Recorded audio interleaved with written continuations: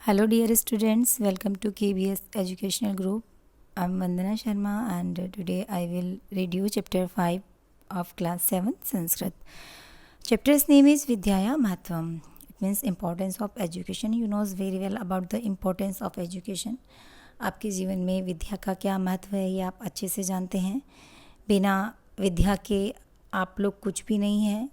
संसार के अंदर जो सबसे बड़ी चीज़ है वो विद्या है. इट मीन्स शिक्षा.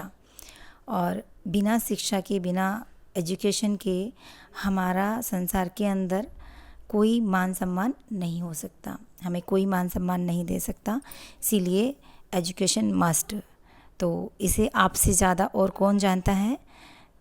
चलिए इसको और भी अच्छे से समझने के लिए हम इन श्लोकों को पढ़ेंगे. ये श्लोक आपके आने वाले जीवन में आपको आगे की जो राह है, आपका जो आगे का जो मार्ग है उसको प्रशस्त करेंगे. इसीलिए इन्हें हमेशा याद रखना और अपने जीवन में उतारने का प्रयास करना. पहला श्लोक है विद्या ददाति विनयम विनयात याति पात्रताम. विद्या विनय को देने वाली है और विनय से हमें पात्रता प्रदान होती है. पात्रता का मतलब होता है एबिलिटी, योग्यता, और विनय का मतलब होता है नम्रता. जब व्यक्ति शिक्षित हो जाता है तो उसके अंदर विनय यानी कि नम्रता आ जाती है. शिक्षित व्यक्ति ही जो है बहुत ही अच्छे से बात करता है, पोलाइटली बात करता है सभी के साथ में. आप अच्छे से जानते हैं. और उस विनय से, उस नम्रता से ही आपके अंदर योग्यता आती है. और योग्यता से क्या प्राप्त होता है. पात्रता ददवात धनम आपनोति. और पात्रता के द्वारा ही हमें किसकी क्या प्राप्त होता है. धनम आपनोति. ये देखिए, पात्रता दद्वात धनम आपनोति. पात्रता से हमें धन की प्राप्ति होती है. पात्रता यानी योग्य हैं. अगर आप कैपेबल हैं तो आपकी कहीं भी जॉब लग जाएगी और आपकी नौकरी लग जाएगी तो आपको क्या प्राप्त होगा. धन यानी पैसा. और धनात् धर्मः. और धन से आप धर्म प्राप्त कर सकते हैं. कहने का तात्पर्य, जब आपके पास धन होगा तो आप सबका जो है सबकी मदद करेंगे, अपने घर संसार को अच्छे से चलाएंगे और अपने कर्तव्यों का पालन करेंगे. किसी गरीब की भी सहायता कर सकते हैं. तो यही हमारा धर्म है. तो धन जब होगा तो धन से धर्म की प्राप्ति होगी. ततः सुखम. और अगर हमारे पास धर्म है, हम धर्म की राह पर चल रहे हैं, ततः सुखम, तो हमें सुख प्राप्त होगा. तो आपने ये जाना कि किस तरह से हम जो है विद्या से.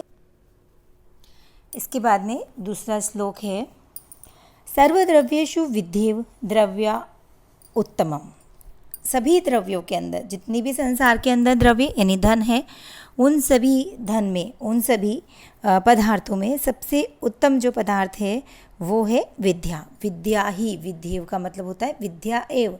तो सभी द्रव्यों के अंदर, सभी पदार्थों के अंदर विद्या रूपी जो पदार्थ है, विद्या धन जो है वो सबसे उत्तम धन माना जाता है, सबसे उत्तम धन है. इसके अंदर बताया गया है आहार्यत्वात् निर्घत्वाद सयक्षयस्वाच.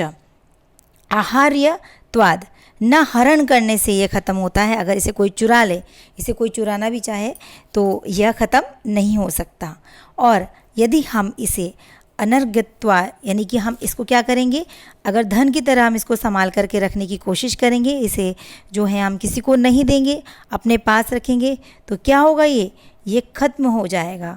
अगर हम इसे, जितना हम इसको देंगे उतना ये बढ़ेगा, और जितना हम इसे छुपा कर रखेंगे उतना ही ये नष्ट होता चला जाएगा. तो यहाँ पर कहा गया है कि सभी धनों में विद्या धन उत्तम है, जो हमेशा खर्च करने से बढ़ती है तथा उसका संचय करने से या जोड़ने से जो है ये घट जाती है.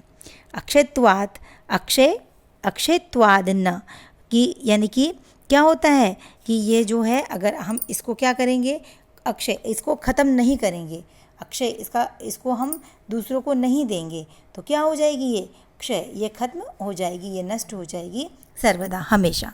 हमेशा जो विद्या धन जो है वो बांटने से बढ़ता है और इसको एकत्रित करने से हमेशा घट जाता है. बांटने से यानी कि इसका जब हरण यानी कि इसको हम किसी को देते हैं तो यह और बढ़ती है, और जब इसको हम एकत्रित करते हैं, धन की समान संभाल के रखते हैं, तो यह खत्म हो जाती है. इसके बाद में तीसरा श्लोक है विद्याशास्त्रस्य शास्त्रस्य द्वे विध्ये प्रतिपत्ति आद्या हास्याय वृद्धत्वे द्वितीया आद्रियते सदा.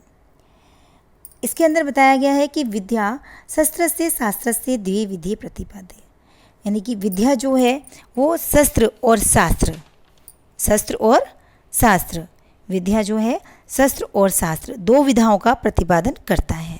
विद्या जो शब्द है ये विद्या जो धन है, या इसको विद्या को हम जो है एक हमारे जीवन के लिए बहुत उपयोगी, हमारे जीवन के लिए उपयोगी नहीं अपितु इसके बिना हमारा जीवन जो है जानवर के समान है। तो विद्या जो है ये दो चीज़ों का प्रतिपादन करती है। दो चीज़ें हैं इसके अंदर, पहला शस्त्र यानी हथियार और दूसरा शास्त्र। विद्या शस्त्र भी है और शास्त्र भी है। ये समय पड़ने पर हमारे लिए शस्त्र की तरह कार्य करता है। यदि हम कहीं भी चले जाते हैं, अगर हम शिक्षित हैं, पढ़े लिखे हैं, एजुकेटेड हैं, तो हमें कहीं भी आसानी से नौकरी मिल सकती है। हम जो है कहीं भी मान सम्मान प्राप्त कर सकते हैं। विद्या के बल पर ही हमारे देश के कई लोगों ने देश में ही नहीं अपितु विदेशों में भी ख्याति प्राप्त की है और हमारे देश का नाम रोशन किया है। तो वो कौन सा हथियार था उनके पास में? विद्या रूपी हथियार, यानी शस्त्र और शास्त्र दोनों ही विद्या के रूप माने जाते हैं। तो यहाँ पर ये बताया गया है कि विद्या शस्त्र से शास्त्र से द्विविद्ये प्रतिपत्ति, दो रूपों में इसका प्रतिपादन होता है। आद्याहस्याय वृद्धत्वे द्वितीया आद्रियते सदा।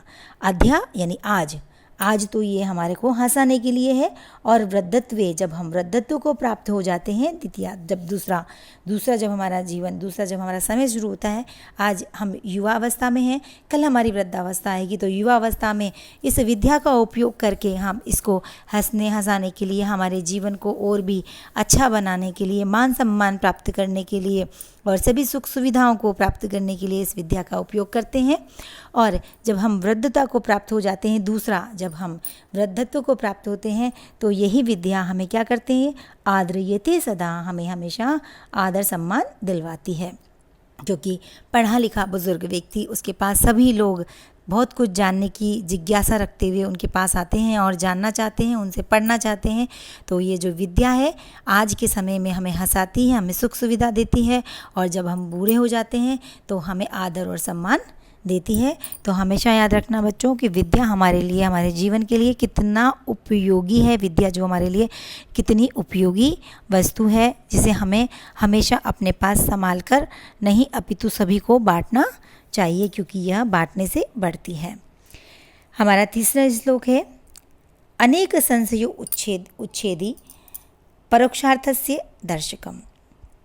अगर किसी भी व्यक्ति के अंदर, पढ़े लिखे व्यक्ति के अंदर अनेक संशय, कई संशय होते हैं, कई शंकाएं होती है, उन समाधान को वो उच्छेदी ढूंढ कर निकाल ढूंढ लेता है परोक्ष अर्थस्य दर्शकम। और क्या करता है? उसके अर्थ को निकाल कर देख लेता है, उसके अर्थ को निकालकर परोक्ष सामने लेकर के आ जाता है। अगर हमारे मन में कितनी भी शंकाएं हों, किसी भी मनुष्य, पढ़े लिखे मनुष्य, जो पढ़ा लिखा व्यक्ति जो होता है, अपने संशयों को शास्त्रों में खोज कर उसका समाधान ढूंढ लेता है। अनेक जो उसके संशय होते हैं उनको क्या करता है? उनके अर्थ जो है ढूंढ कर क्या करता है? खोज लेता है, दर्शकम निकाल लेता है, उनको जो है शास्त्रों में खोज कर उनके अर्थों को निकाल लेता है, यह देख लेता है। तो सर्वस्य लोचनम शास्त्रम, जो शास्त्र है वो सभी के लिए नेत्रों के समान है। यस्य नास्य अंध एव सह, और जिसके पास में शास्त्र रूपी ज्ञान नहीं है, जो पढ़ा लिखा नहीं है, अस्य अंध एव सह, तो वह व्यक्ति अंधे के समान ही है। एव का मतलब होता है ही, तो वह व्यक्ति किसके समान है? अंधे के समान ही है। अगर उसके पास में शास्त्र रूपी, पढ़ाई लिखाई रूपी, विद्या रूपी आँखें अगर उसके पास नहीं है, तो वह व्यक्ति अंधे के समान ही माना जाएगा। इसके बाद में श्लोक है, विद्या नाम नरस्य रूपम अधिकम प्रच्छन्न गुप्त धनम। विद्या नाम नरस्य, तो यहाँ पर बताया गया है कि विद्या जो है मनुष्य का सबसे सुंदर रूप है।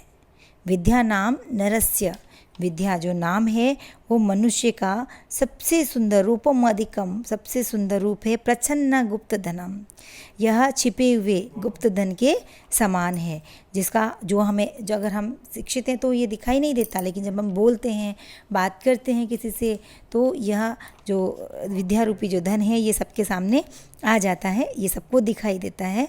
तो प्रच्छन्न गुप्त धनम, ये छिपा हुआ गुप्त धन है। यह जो है छिपा हुआ धन के समान है।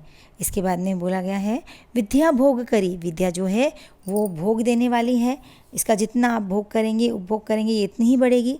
यशः कीर्ति दिलाने वाली है, सुख करी सुख देने वाली है।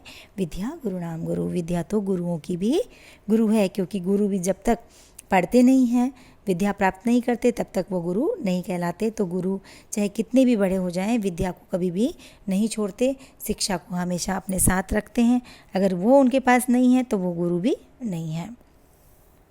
इसके बाद में हमारा अंतिम श्लोक है विद्या बंधुजनों विदेश गमने, विद्या परम देवतम, विद्या राजसु पूजिता न तु धनम, विद्या विहीना पशु। विद्या बंधुजनों, विद्या जो है विदेश गमने, अगर हम विदेश जाते हैं, अपना देश छोड़ के दूसरे देश में अगर हम जाते हैं तो वो विद्या, हमारे साथ कोई नहीं जाता, हमारा सगा संबंधी, हमारे माता पिता सब यहीं छूट जाते हैं।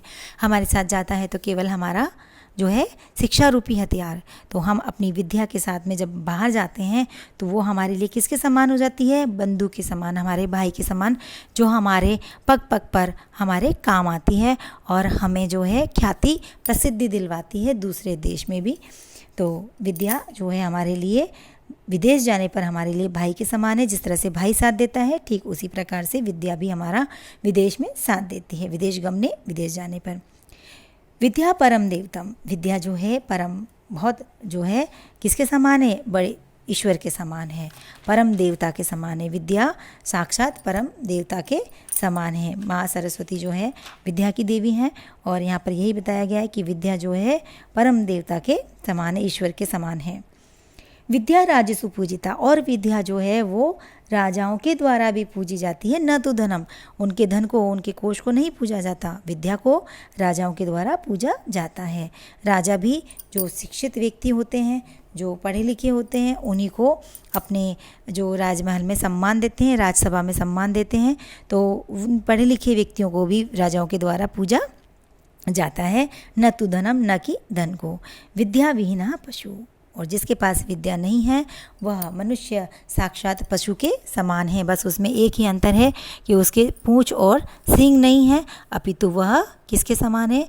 वह साक्षात पशु के समान है। आई होप आपको ये श्लोक समझ में आए होंगे।